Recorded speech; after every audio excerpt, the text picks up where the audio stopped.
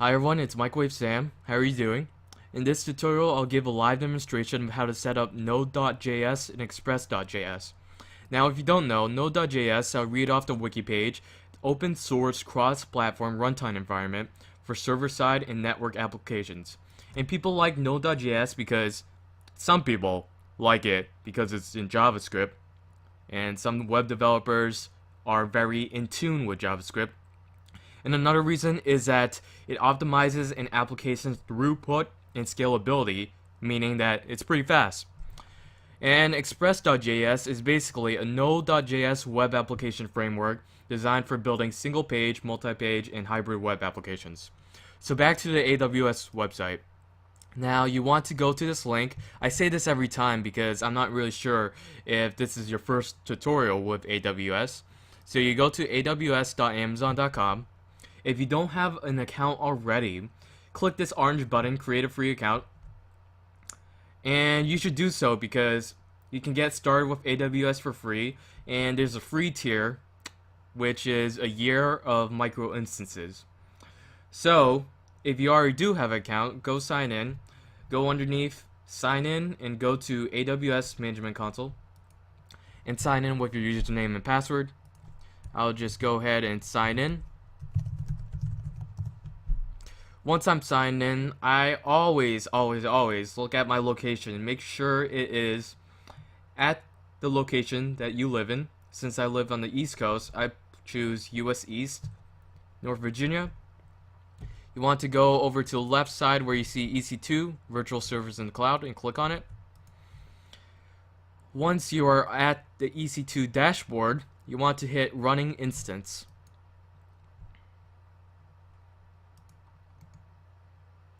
At this running instance, you can launch a new instance with this blue button. And it'll bring you to a series of steps to set up your Amazon EC2 instance. So I like to use Ubuntu free tier servers. Ubuntu, the latest version, 14.04. And there's a free tier eligible. So I'll just select that 64-bit. And over here on the instance type, I always leave it by default free tier eligible. Micro instances are eligible for AWS free usage tier for the first 12 months following your AWS sign up. And I click next configure details. I leave the configure instance details by default and go to next add storage. And I also leave this by default. Then I go to tag instance and I'll leave this by default until I get to step 6, which is configure security group. Now in the security group, I like to create a new security group. And I'll call this security group name node in the description node. Now, some rules that you want to add is you want to add HTTP, oops, misclicked, HTTP. Then you want to add HTTPS. And then finally, you can add a port for 8080, which I'll do so because websites sometimes go with the port range of 8080.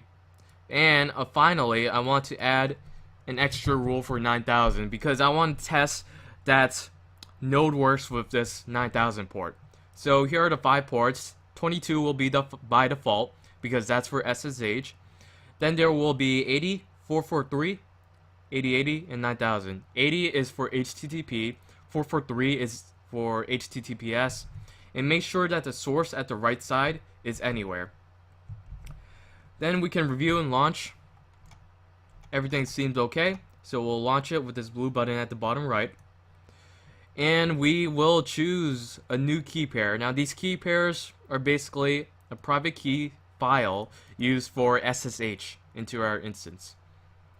We'll call this node, simple name, and you can only download this once, so make sure that you save it in a safe place. Just hit that download key pair, and I'll save it to my desktop. After saving, you can launch the instance. So, your instance is now launching at the top right. If we hit this cube, the orange cube, click on it, and we go back to EC2, and go back to running instance. You'll see that the instance state is pending and the status check is initializing. So we'll just wait until this finishes up. Usually this takes about 5 minutes, so I'll speed the video up and get back to you.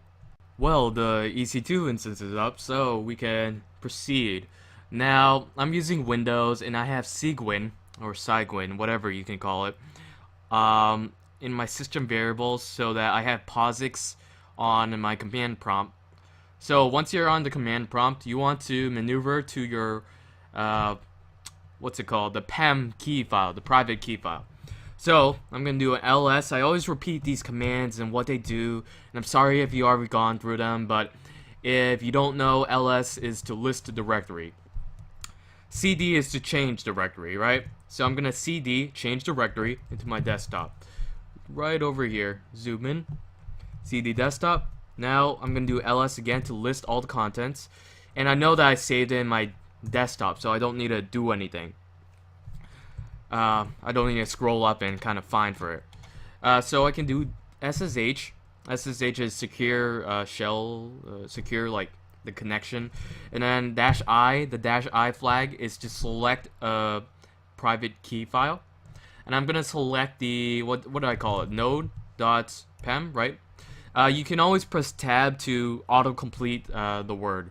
So there's node.pem, and then Ubuntu is the user because I'm using Ubuntu EC2 instance, and well, it's at this public DNS or this public IP.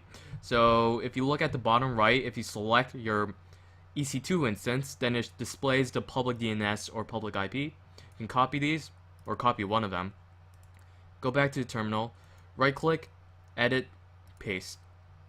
And then here's the command to SSH into an EC2 instance. You press enter, and yes, but it says unprotected private key file. Why is that? Because the permissions are too open. So to always check the permissions, you can do ls with the flag -l, like so. Then you press enter, and it shows all the permissions of all your files at that directory. Now if I scroll up, I'm gonna look at the node.pem file. Where is it? So at the end, node. Okay, it's right here, right? So here are the permissions: rwx user group, rwx. Well, rwx is the owner, rwx is for the group, and -- nothing for what's it called, for everyone else. So we want this to only be manipulatable by the owner. So we want to change this rwx, but also there is a none group. We need to add a group to manipulate, to disable the group permission for this file. So first thing we want to do is we're going to change ownership. So I believe the command is chown, and it could be users, :users, and then the name of the file, node, and I'm just going to press tab to autocomplete. So chown, :users, node.pem. Okay, success. Now if we look at the permissions again by doing ls with the flag -l, then we see that I added the group called users. And now I'm going to change the permissions so that we have rwx for read, write, and executable. Actually, we just want it to be read, write, because that's really all we need. So read, write, and then everything else is going to be dashes or hyphens. So that command is chmod to change permissions, and the command I'm going to use is 600, and then I finish it off with node.pem. So if we do another -ls-l, then we see that the command, the permissions, is just rw with everything dash. So I can read, write it, but no one else can. So if we press up on the D-pad to go to previous commands, we can find ssh-i again, which is the command that we typed in a couple lines ago. We just press enter, and we should get in. Easy as that. We're on the Ubuntu EC2 instance. Now, first thing I like to do is use sudo, the super user, and then I type in apt-get update. Now, this is gonna update, I guess, the links or repositories that the packages this EC2 instance on Ubuntu is getting. So if you type in this command and press enter, it will start just updating all the links. Make sure that it's the most up-to-date connection to those packages, and it reads the package list and done. So next step, I always keep this notepad list of things to do because I'm not too familiar with Node, so I keep this little line of stuff.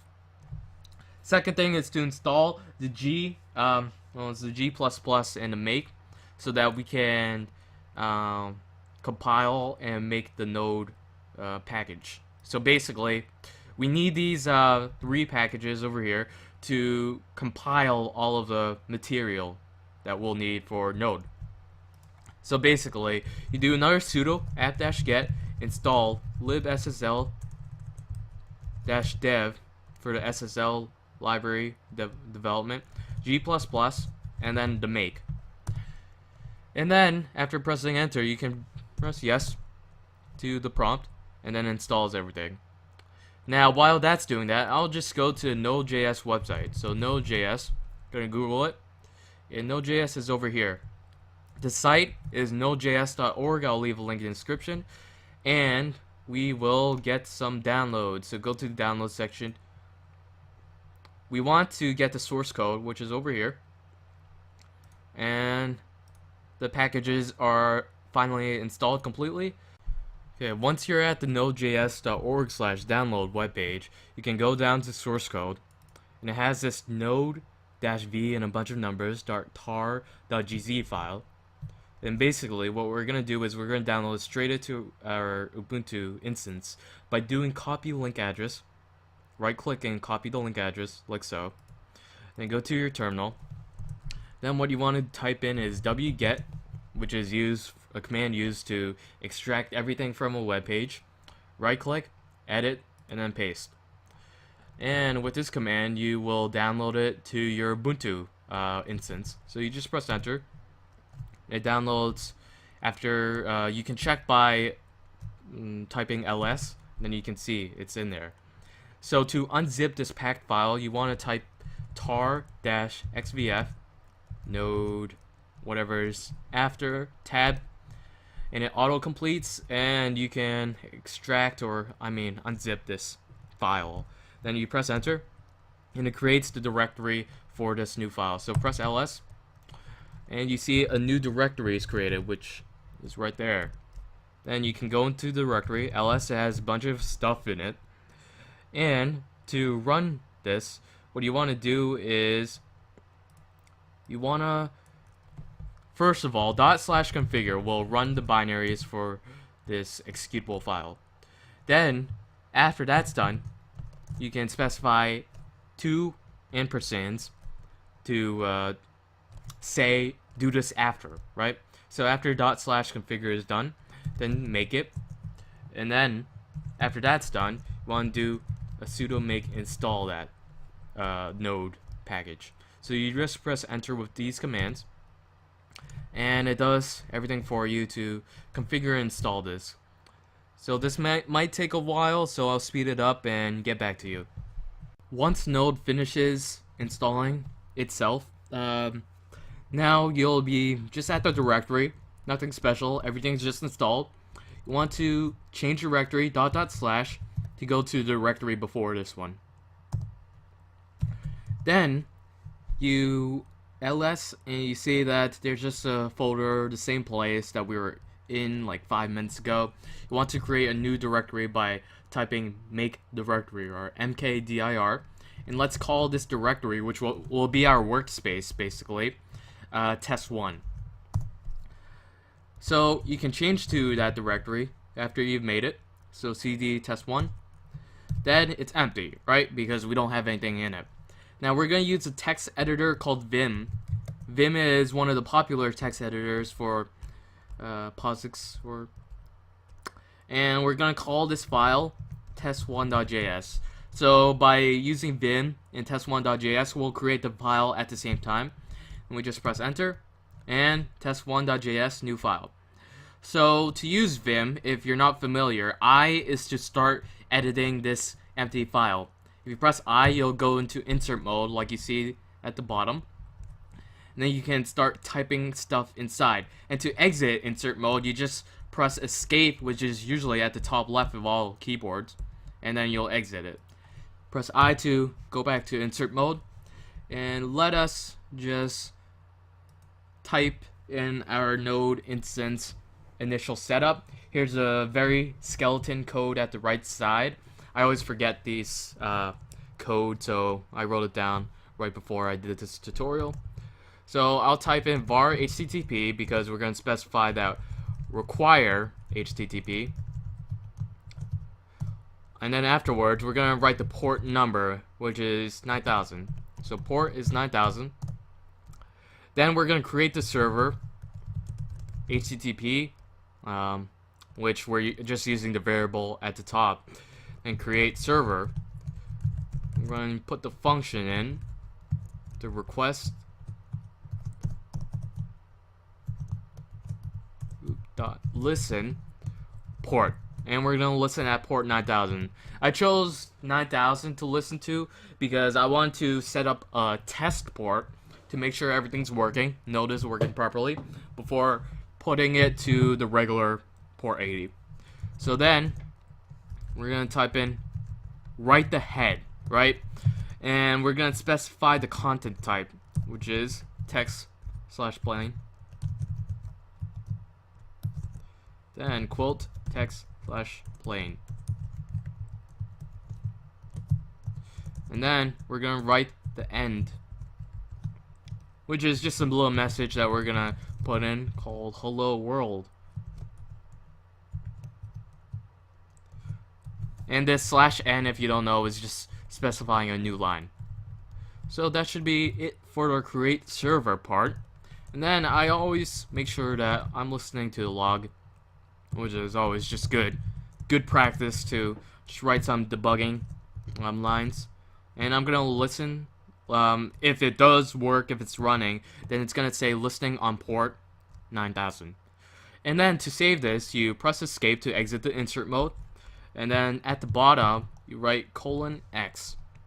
So just type in :x, which will write and save the file. So :x, and then press enter. So now, if we press ls, we have this new test1.js. And then we're going to boot this up by typing node test1.js, press enter, and it's going to listen on port 9000 like so. And if we go node.js, and if we go to our EC2 management console, click on our instance that we just created for this node instance. At the bottom right, you should see public DNS right over here underneath description. Copy this link, go to a new tab, paste it, and we don't see anything because we need to add and specify the port number that we want to go to. 80 is the port that you normally go to, but if you add a colon to the end of the link and type in a specific port number, like 9000 in this example, you'll go to that port number and whatever it's saying. So press enter, and it says hello world at the top left in this text plain format. So it's working. Nice. Normally when you have you're in your directory and you run node with your file, it just runs it, right? It's listening to port 9000. You can see it. If you refresh the page of your EC2 instance, it pops up in text plain language. But let's say if you need to go somewhere and you turn off your computer and you close out the terminal, what happens? Oh wait, it doesn't work because that command isn't running anymore. So we want to have a solution to solve that. So basically how we do that is, let me get back to my desktop and SSH again into the instance. Pen file ubuntu at public DNS. Paste this and go in. So I'm back onto the instance, and if I maneuver to my way to test1.js, right, I want to have a command that runs this all the time, right? So you can do this with a simple background process by using this command over here. No hup, which means no hiccup, node test1.js, and then this ampersand symbol. This ampersand symbol means run it in the background, right? And the no hiccup is just for no hiccups, basically. It's the literal term. So you press enter, and it just says ignore input and appending output to no-hup.out. Gives you a process ID, and you don't need to remember this, but basically, if we do Control C, ls, we can even remove that no-hup.out. Remove that. And then if we go back here, refresh it, it's working. Hello world. EC2 instance, working on 9000. Let's just close the terminal just in case. Close the terminal and refresh the page a couple times. It's working still. Why? Because we set up a background process for Node, and now it's just running on the background. So let's just get back on to the site. Use that space Ubuntu at EC2 instance, and then we go back to what's it called, test 1. Now it's running in the background, but let's say if you want to stop it, right? You type in ps-ef, I think, and you can see all the background processes happening at the moment. Now we'll find our node test.js. So it's right over here, and at the left side it gives you the same ID, 27583, and you can kill it by typing kill 27583. And if you kill it, refresh the page, it's not working anymore. So that's how you get it automatically running. No hiccup is just an extra command in case, I believe, let me just check it one. No hiccup is a pause command to ignore the hup hang up signal. So sometimes there's a hang up signal, and the hup signal is convention, the way a terminal warns dependent processes of logout. And so I just do no hup to ignore that hang up signal, so it just runs always, ignores all the hang up signals and keeps on going. So that's how you get it automatically running. And now we're going to try to get this on port 80. But if we go to this JS file, I could easily change this variable port to port 80 so that every time I refresh the page, I don't need to put the port number. But when you have it at port 80, you need sudo, right? You need to be en route to run it. And that is... it's annoying for some reasons because you always need to type in the extra sudo, and if you're on a regular server you need to type in your password. So we'll show you this second way of doing this. So now we're gonna mess around with some Express.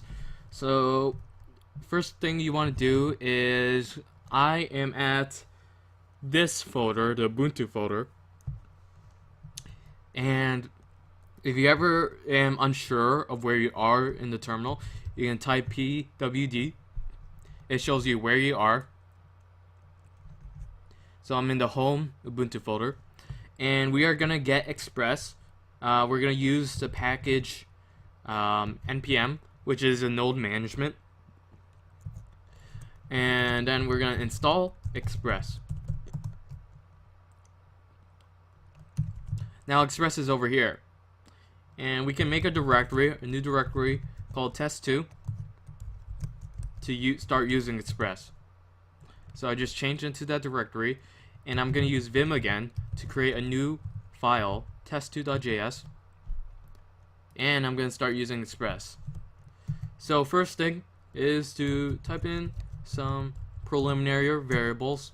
We're going to require the Express package. Then we're going to call a variable to run an Express function, apt-get. The syntax is slightly different from regular old node.js.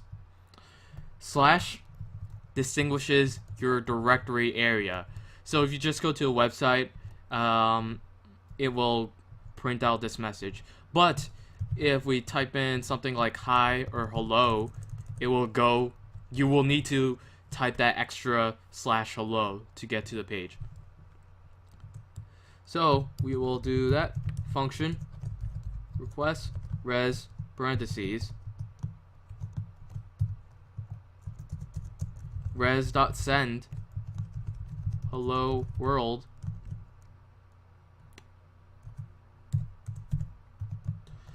and then close that off. And we are continuing to listen to a port.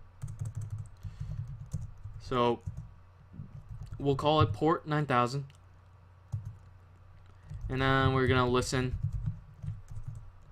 to this port.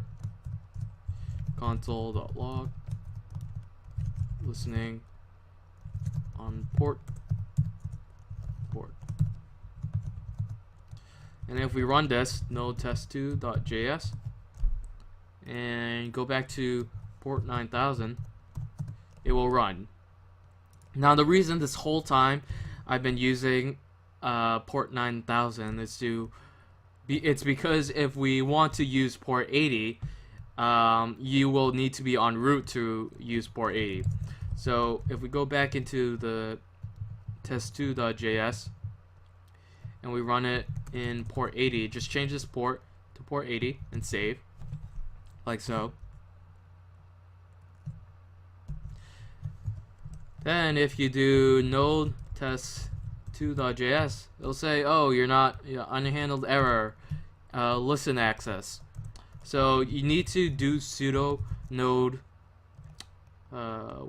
test2.js, and then it listens on port 80 because that's the default. Well, it's the port that if you go to a site and you don't put the colon, you don't specify port numbers, press enter, that's the port you go to. And then again, if we want this to automatically run, we can use the no hiccup command, or we can do a little sudo node test2.js and the ampersand symbol to make it a background process and always running. But we won't do that. Here's the last part. Now, maybe you don't want to use sudo to listen on port 80, and you don't want that background process running forever with the sudo command for security reasons. So first thing we're going to do is we're going to vim test2.js, change that port back to 9000, and then save that. And now we can use IP tables to reroute the port 9000 to also communicate on port 80. So this command, using IP tables, -a, we do some pre-routing, -t, do the nat, 0, -p, TCP, -d port, 80, -j, redirect this to port 9000. Alright, so here's the full command, and I'll leave a link, I'll leave that in the description, of course. Then press enter on that. Now, if we do a little node magic and run node test2.js, it's listening on port 9000 still. So let's first go to port 9000. Okay, you see it, right? Now let's erase the colon 9000. Press enter. Hey, it's up on our main site. Cool. Nice. Thanks, IP tables. So you see the link, it's on the main site, but it's also on port 9000. And now finally, to make the job done, Control C to exit. I forgot to mention, Control C is the command that I'm using to exit listening on port 9000 this whole time that I haven't even explained it. Control C, on Macs it would be Command C. So you exit that. Now it's offline again, right? So basically, we're going to do that little address thing where we make it into a background process. So you can use no hiccup, but this time around, I'm going to do a little sudo node test2.js. I'm going to put the ampersand symbol at the end. Press enter. So it's listening on port 9000. And okay, so just listening on port 9000. It's running in the background. It always gives you the port ID over here, 27825, and you can even see in the background. Whoa! Why did the page load without me refreshing? That's the magic of Node. It's asynchronous. And that's the whole concept behind Node. So it's really great for that reason. You can do the command ps-ef, enter. You can see all the processes. No, it's processes, yeah. Just had, and you can see the ID number 27825. Actually, I have two instances of this. One of Node, and then one of sudo. So you can end both of these by just doing pkill, or I mean, I think it's just kill. Yeah, it's kill. And then you can end it by their ID numbers. So I'll just end one of them. Let's see what happens. Kill. Yes. I need a sudo to kill stuff. Okay. And then if you refresh it, it stops running. If you go back to ps-ef, which shows the list of background processes, it's not there anymore. So I'm just gonna keep this up, go back to these commands, and then run it again. And refresh. Now it's on both ports again. So that's the whole concept of Node. If I close out my terminal, which I'm gonna do, and I refresh, hey, it's still up, it's online, everything's working. So that's my intro tutorial to Node. Thanks for watching. Hopefully I didn't mess up too much, and hopefully it helped you.